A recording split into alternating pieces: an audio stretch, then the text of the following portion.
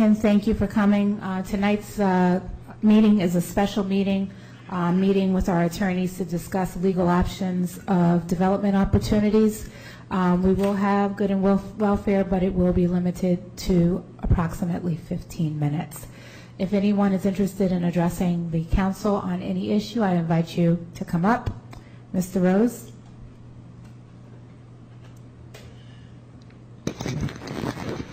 Thank you. Howard Rose, resident of Teaneck, trustee of the Teaneck Board of Education, unacknowledged but proud. I like to acknowledge Howard. You're going to get me every time. Board of Ed trustee. I wouldn't set a trend if I didn't love you. I just have some questions that I hope can be clarified this evening regarding last week's meeting. To be honest, I thought it was accomplishing the budget the way it was done and the level of the budget adjustment.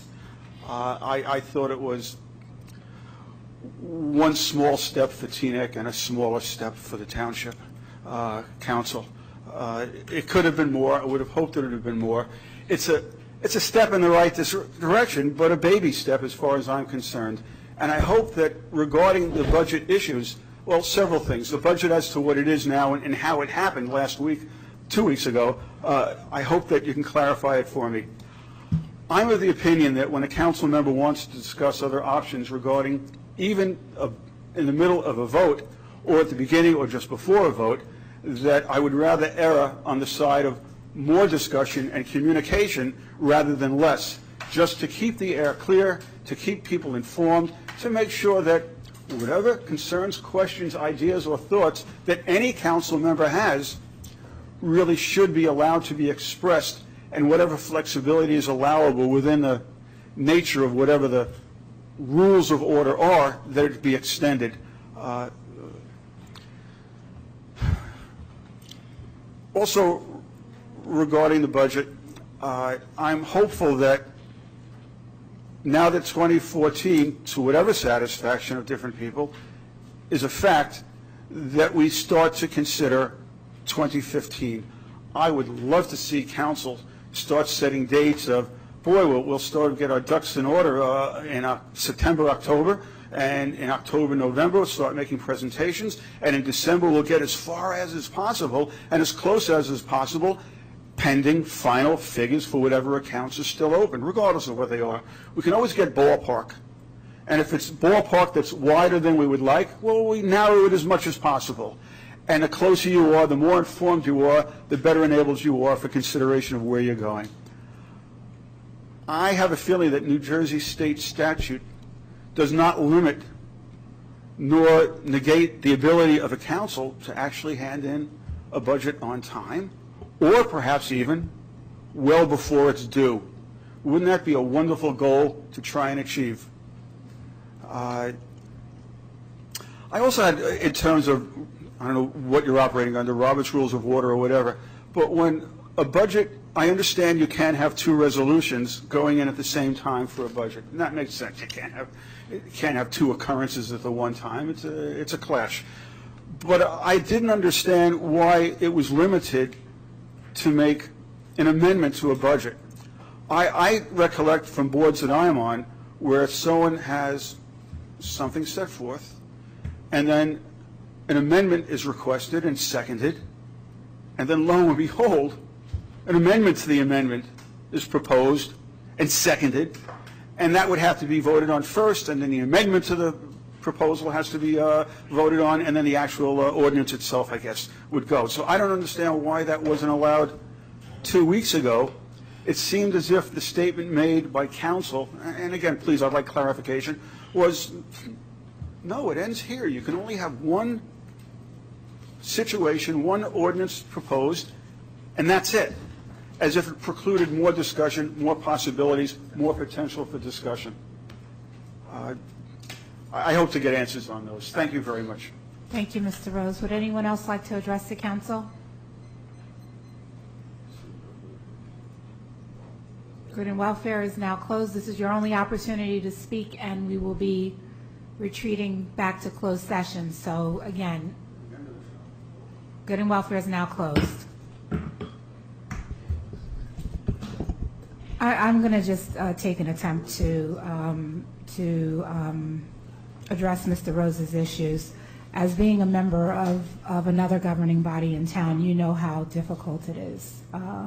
The budget process is when you want to provide everything, but you realize that we just can't afford to do so. So whereas the $320,000 may not have been the amount that you desired, I would have liked to have seen more. But given the fact that we were so far into the budget year and into the budget process, I felt comfortable in that decision. I agree with you that we need to start this year's budget process, well, next year's budget process earlier, and I actually just had a conversation with the manager today about just doing that and having budget sessions scheduled before the end of the year. I got a text message from Alan Sohn and who wants to discuss the same thing. So I'm sure that there will be a majority of the council that will want to move in that direction of dealing with the budget earlier rather than later. As far as the amendment to the budget, I remember things a little differently. There was council members were permitted to speak about the amendment, but we were in the middle of a roll call. And once a roll call, we're in the midst of roll call, the vote has to be taken. So, does any other council members wish to? I had one comment. I asked the clerk to list for the next meeting to discuss a workshop, not a workshop, a budgetary explanatory meeting. And there was a lot of things. I learned a tremendous amount. And this was only my second budget, but I learned a tremendous amount. And I'd like to have maybe in November after the holidays, but before the next holidays, just a one night where we can go through the concepts of the budget and the line items and the year to dates and everything like that, and open to the public, so both we refresh ourselves and the public learns. So this is in November time. So when we start talking, whether it be December or January, we're all more of an experienced crew as it relates to this. I would also encourage as many of us as possible to attend the League of Municipalities, where Christine had mentioned that there's an instructor that does a very good, thorough review of New Jersey municipal budgeting process. So I guess we can try to find out what day that session is, and I would encourage as many of my colleagues. I do plan to attend. For the session for newly elected council members? No, she mentioned specifically for budgetary items that she attends that she thought would be useful. It may be the same thing, but she spoke specifically of the budget. Any other council members wish to speak at this time? Mr. Rose, can you hear me? All right. I agree with many of the things that you said. I have some of the same questions. As an aspiring law student myself, the one thing I know is that the most unreliable form of testimony is eyewitness testimony. Fortunately, for the last budget meeting, it was recorded. So we were able to go back and see whether conversation was suppressed or not, and it truly was. One of the problems that we had was that we now have conflicting information or conflicting guidance as to whether or not an amendment can be made to an amendment, or if a second amendment can be offered. We received documentation today that contradicted some of the things that are on the videotape.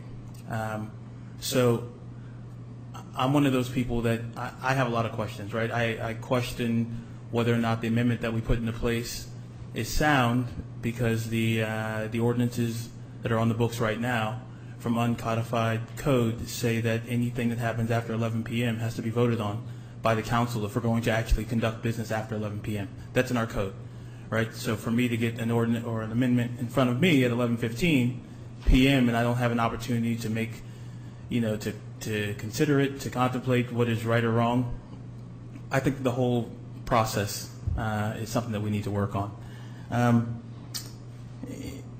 I agree that we need to start working on the 2015 budget now. It shouldn't be budget season, right? Budget season should be all year. We should be evaluating our expenses, our OPEX, our overhead, and saying we can do better next year. We can do, maybe we need to make adjustments. When we came to the budget, we saw that we were approaching the amount of money that we had allocated for overtime, and it would have been the perfect opportunity for us to say, well, because we're at this place late in the year, let's look at that calculation and recalculate it, right? There's no reason that we should have $425,000 allocated for overtime when we know that we're beyond 350 and we've still got 5 months of the year to go. Like, that's a perfect opportunity to say, let's recalculate that. I don't agree with what happened in our last meeting.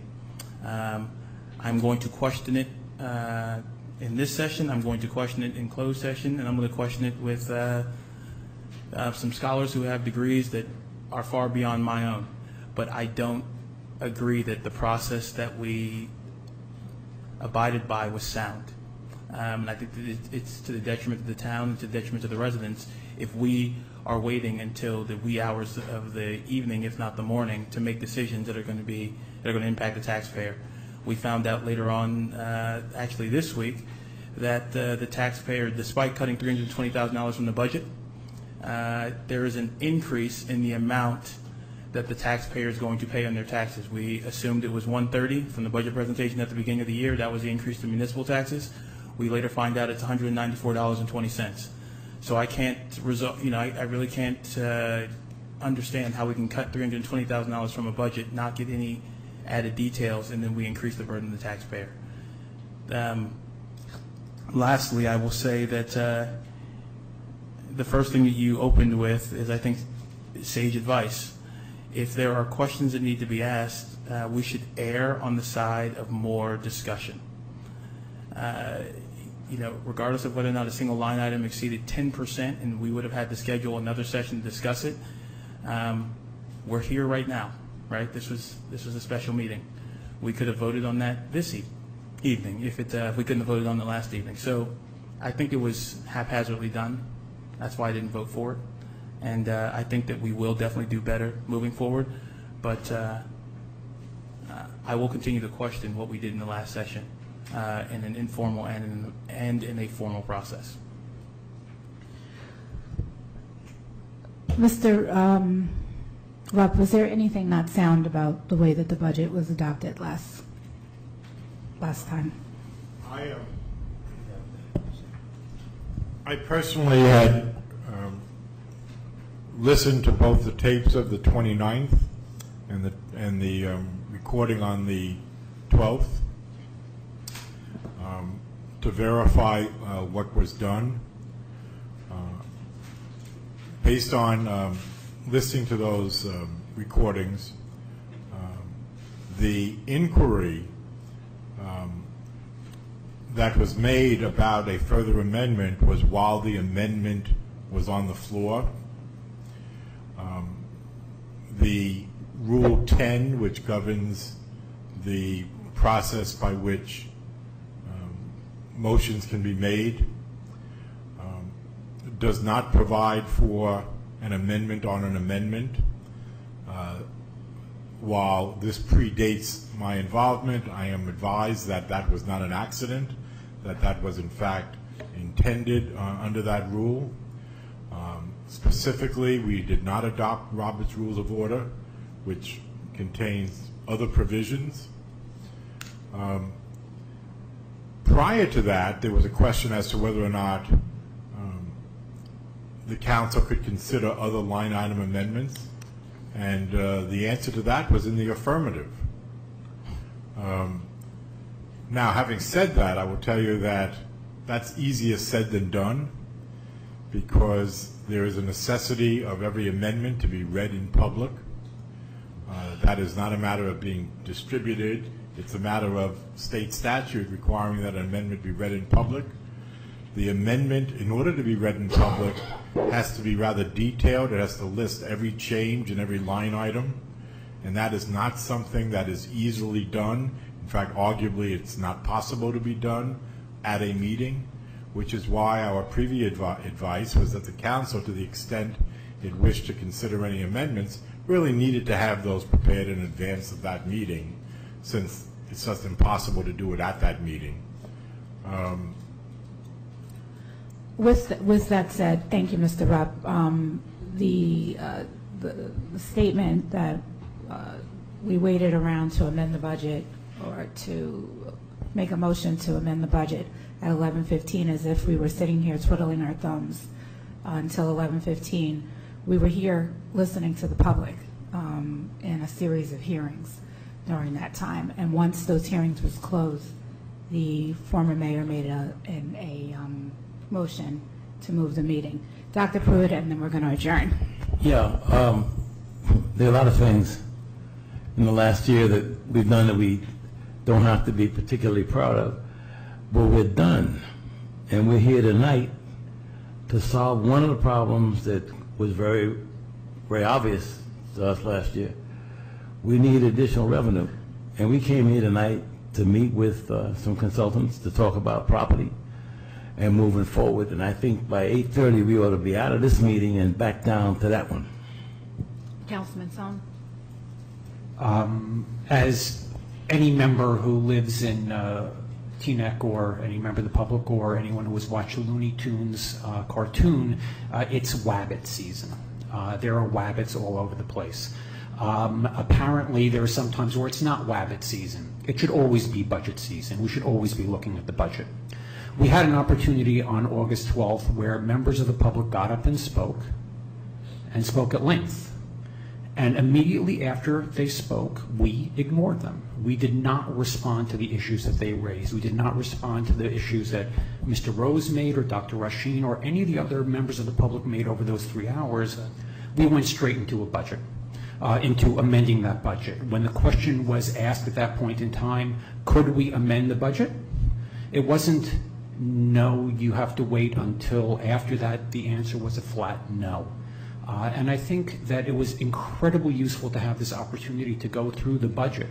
But I think we need to get this process right. And I think we need to address the fact that there were questions asked, and I'm just not sure that the questions and how they were answered correspond to the descriptions that were made. And I hope that we can not only go straight into a 2015 budget season, but also make sure that we do have this process correct, and that if we do need to amend this budget ever in the future, that we are prepared to do that. And I hope that we can reconcile what was in occurrence at that meeting with what was the recommendations that were made. I mean, I just want to clarify one thing, is that we walked into this meeting 2 weeks ago, the room was packed, and people were here because we were cutting services that had to be cut, had the proposals of the numbers that Jason, Allen, and Ellie had put on the table were going to happen. Okay, and we unanimously voted not to cut any of the services that was proposed, and we moved on from there. So I think that everything that we're talking about, there was tough decisions that had to be made 2 weeks ago. We can talk about process. We can talk about process forever. I've listened to that argument for the last 8 years. And when somebody doesn't like what you're about to do, they talk about process. Is it something in the last 8 years that we've ever been sanctioned? We've been sued by people, but we've never been sanctioned. We've never been anything that have been found to ever do anything in the wrong. So as I said 2 weeks ago, I would like our council to all rally around our new leadership and work towards the next budget and be constructive about what we're going to do in the future. And I think that's what makes for a better Teaneck, rather than going back and talking about, we did it this way or this is stifled with discussion. We all voted unanimously not to cut the budget last week. Any else way that you guys can, want to spin it, that's not what happened in the first 5 minutes of the meeting. I don't think that's. I mean, if we look at the record, and we look at what was submitted to the record, what was actually submitted did not affect services. Now we can say we came into the room and the room was full of people, and these people who showed up, these residents, were agitated about cuts that no one on the council proposed, and simply because. No one proposed the actual cuts, but the dollar amount was what was. You're absolutely right. The dollar amount was proposed, but following up to the dollar amount was a list of, Mayor, I was at the meeting. I know what was proposed because I proposed it. No, you weren't at that meeting. It was a meeting before. No, I'm talking about it at the last meeting. I understand that. But I also know that in past, when managers have been instructed to make cuts to the budget, he's also been instructed, or she has been instructed, to not touch certain line items. That was not done. I understand that, and all I'm trying to convey to you is that there was a degree of follow-up where there were recommendations. Those recommendations were then actually written out. They were presented to council members at 8 o'clock when the meeting adjourned. I worked feverishly with the clerk to try to make sure that they got printed out and at 11:15 when an amendment is put in front of me for the first time, I think it's a disservice to myself as a council member, but more so to the public, especially when you yourself tell a resident who's asking for a copy of the amendment that he's out of order for requesting it. So there are a lot of things that we can do better. We have to get the process right so that we can do what's right for the residents. But to sit here and say that there were not proposed cuts that didn't affect services is just wrong, because it's false. Because everyone here had a document that was proposed based on conversations that Councilman Sohn, Deputy Mayor Katz, and myself had, and even not to violate the Open Public Meetings Act, that I subsequently had with Councilman Schwartz to outline those. So with all due respect, they were outlined. None of them cut services. They were just ignored because, quite honestly, we were at a place that people were just tired of talking about the public's issue. So, Listen, can I speak now? Boss? Let Councilman Ahmadudin and Mohammed. Yes. The cuts, I took two of the cuts right off of your sheet. I took them right off your sheet. And after Precisely. that, what we talked about, but let's talk about what they were. The Bergen County Utilities Authority, where the bill came in lower, and then the second one was the dispatchers, the park rangers that we weren't going to hire. All the other line items, I explained it that night, and I asked the manager to explain it again. We cannot budget for surplus. Okay, they weren't budgeting for surplus. Okay, so those line items were going into surplus. Now, the way the labor laws are written, we cannot do furloughs, we cannot do layoffs, we cannot do any of these things without a layoff plan. So the natural place for us to get that money would have to be for the services that the manager provided. If I had not exhausted 40 hours of my own time to tell you that to propose areas of the budget where there was additional dollars funded that were not going to be used, and just so that we're clear, in the document that I proposed, we saw that there was an excess in general salaries. We followed along and asked the question we asked for a breakdown of how those salaries are being allocated. When we look at a budget from the previous year and we see that general salaries, not overtime, not monies that need to be paid back because they're expenses, general salaries, we know how many employees we have, we know how many employees we're going to hire, we know what their base salary is going to be. That is a very simple calculation. I know because I manage people. And we had an excess, and and we didn't factor it in. Count over with 1 second. There were no layoffs proposed. What you're talking about, right? And eventually, you don't want to use the word, right? But you're talking about spending, the money that we spent from last year. It's zero-based budgeting, and that hasn't worked out well in any municipality. It hasn't worked out in any state. And study after study shows that it is it's a morale killer. And two, it's a service killer. So I'm going to leave it at that. I don't want to go into a back and forth. I think he wants to go, and we have other stuff to do. But I look forward to your suggestions in the next budget. Can I say something quickly? That horse is out of the stable. We have to do a better job in 2015 than we had in 2014. I came out of my vacation today to come to a meeting to talk about development, and I'd like to make a motion that we end this meeting and go back downstairs. Is there a second? Second. Roll call. Councilmember Castle? Yes. Councilmember Haney? Yes. Deputy Mayor Katz? Yes. Councilmember Pruitt? Councilmember Pruitt? Yes. Councilmember Schwartz? Councilmember Sohn? Yes. Mayor? Yes. Thank you all for coming out tonight, and we'll see you on September 9th. Thank you.